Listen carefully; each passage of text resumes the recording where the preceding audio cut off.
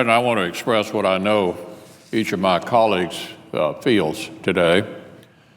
We, the 100 men and women of the United States Senate, send our sincere condolences to the people of France. From across the Atlantic, Americans send condolences to the victims, to their families, and to the first responders. We understand the pain and the loss that accompany a terrorist attack. Some feel it in the most personal way. Some never come home. But everyone shares in the loss. In our case, many shared in the response and the recovery as well.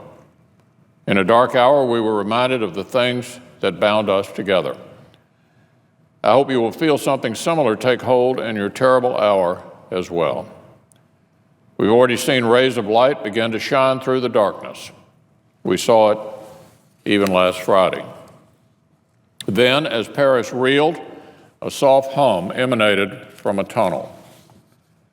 March, came the echo in French. March on. Enemies in history and rivals on the soccer had united around a common humanity. Dazed, disoriented, but alive, French and German fans marched through the tunnels together. Some put defiance to verse. Against us, they sang, tyranny has unfurled its bloody banner. And indeed, that night, it had. A song sung so many times before came alive with new meaning that horrible night. Many knew it as France's national anthem. But that night, it became an aria for their sorrow and an ode to their fraternity. We heard it here from an ocean away. We add our voices to the harmony now. We know that these attacks were directed not just at the victims we mourn today, but also at modernity and the free world.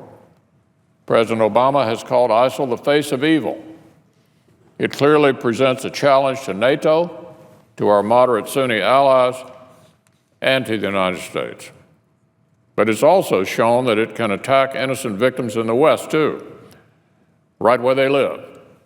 These terrorists have declared their intention to do so again and again. We know that trying to contain ISIL's conventional advance as an operational concept has proven insufficient in the face of determined terrorist attacks. But we also know something else. With resolve and determination, ISIL can be defeated. It won't be easy, it won't come quickly or without cost, but we also have no other option. I look forward to engaging with President Obama to determine his strategy and the tools that will be necessary to achieve it. We're looking forward to hearing the President's proposed strategy when senators are briefed by the White House later this week. Whatever he does, though, I would encourage him to work cooperatively with both parties on the way forward. This is a challenge that's going to require all of our efforts to confront, and it's a discussion that will be ongoing. But today is a time to remember and to reflect. We have the people of France in our thoughts today. That's true here in the Senate, and it's certainly true out across our country.